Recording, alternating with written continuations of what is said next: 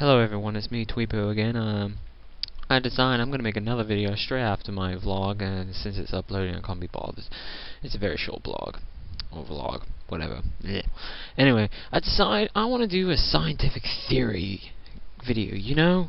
One of those things where you actually learn stuff. And I have my own theories and stuff, but I'm going to talk about near-death experiences. Something that I've learned a bit here and there, you know, the idea, how does near-death experience happen? What do you think?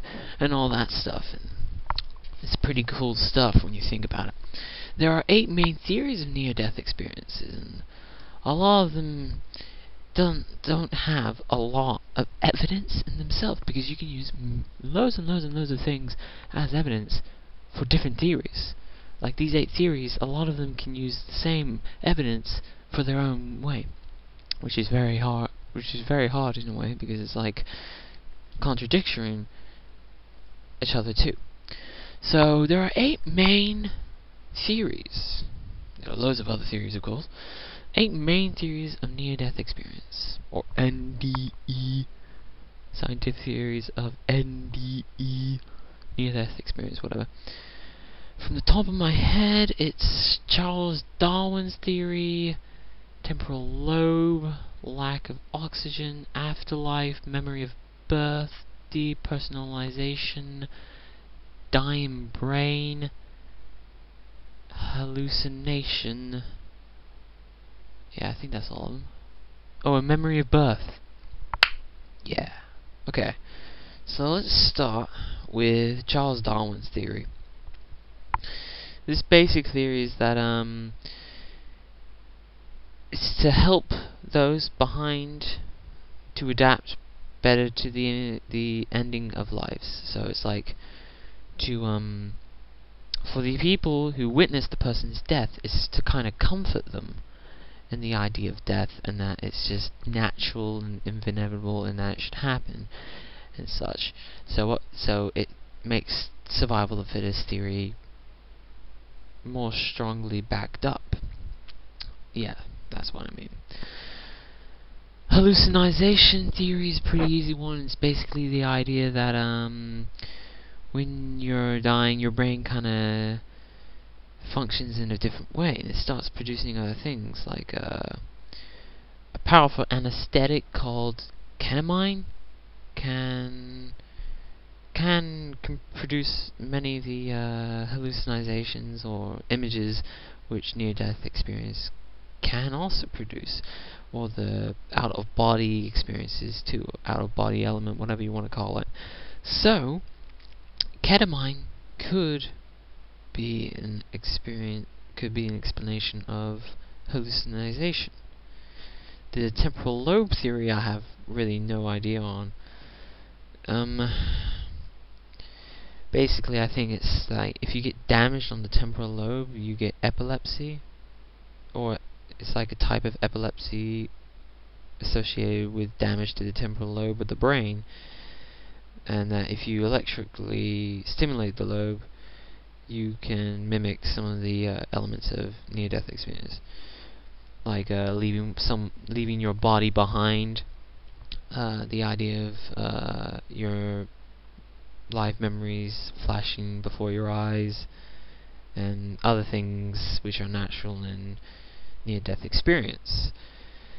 Memory of birth theory is actually quite an interesting one for me, because it's like the idea that, you know, when you're dying, many people say, I was moving towards a tunnel in the light. Many people think it's not to do with death, it's the idea of memories of birth. Like, when you're being born, you're leaving the womb, and you're traveling down a tunnel towards a light, and what's behind the light is usually lots of love and warmth, and that when you're dying, it's only a stored memory of what happened when life began. But this kind of has bad things, like certain points don't match. Like, you're not, as a baby, you're not floating down at high speed down a tunnel, and it's like you're actually going down a huge difficulty in the mother's contractions. And like, how does it explain the meeting with friends and relatives who have died? The being is supposed to be the being of life, blah blah blah. And like the idea of the being of light, which I said and stopped talking about it. Like, it's supposed to be like the midwife or the doctor, but lots of people are not born with a doctor or midwife anymore, so that kind of doesn't explain it. Now, that I've talked about before. The lack of oxygen theory. Basically, it's the idea that there's not enough oxygen in your brain, or there's too much carbon dioxide. But these would not explain why some patients are able to give full and cogent reports of things that went around them during their near-death experience and such.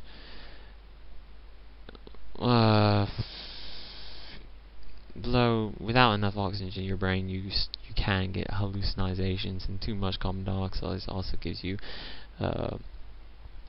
hallucinations and stuff. Depersonalization theory, I don't know about, but it's like the first modern attempt to explain near-death experience in psychological terms, but like some 1930 psychologist or something. Like, if you're faced with an unpleasant reality of death or illness or whatever, you attempt to replace it with something more pleasurable or happy or great or whatever you want to do, or amusing. So you kind of depersonalization the idea of it.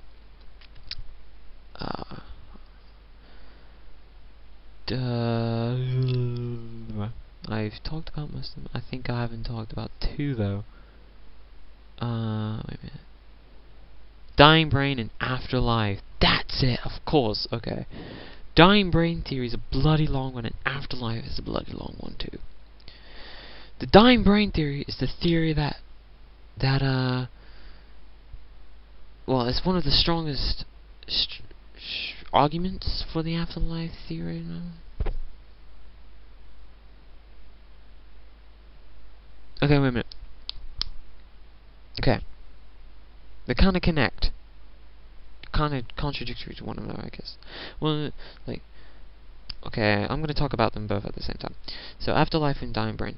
One of the greatest strengths of the afterlife theory, and for the argument of near-death experiences are real, is also one of its greatest weaknesses. The fact that all those who had near-death experiences follow the same path toward the light, going through similar stages on the way, makes a powerful case for the whole thing being a profound spiritual journey to an afterlife where everyone from all ages and cultures is welcome. But that same case, evidence is also a fundamental part of the argument that death experiences, no, not natural death, near-death experiences are not real experiences, or spiritual voyages, but for a dying brain. All brains, regardless of where in the world they come from, die in the same way, or says most people at least. So, with the similar ideas or similar cases with one another, since all brains are kind of pretty much the same, it supports the dying brain theory, where your brain is just dying, and since everything is pretty similar except maybe a few changes here and there because of your own memories, you get like such as that.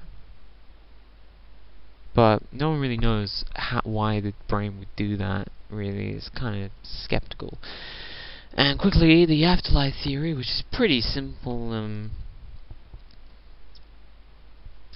There's not really any explanation for why there's like a great light underneath the tunnel, or why you see all your friends and family.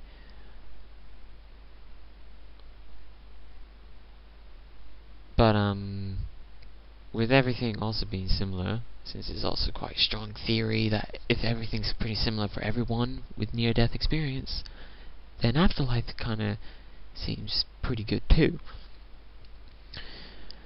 The afterlife one is kind of hard to be able to explain, because it's afterlife. No one knows about afterlife. God. Anyway, I'm going to end this because it's near 10 minutes right about now.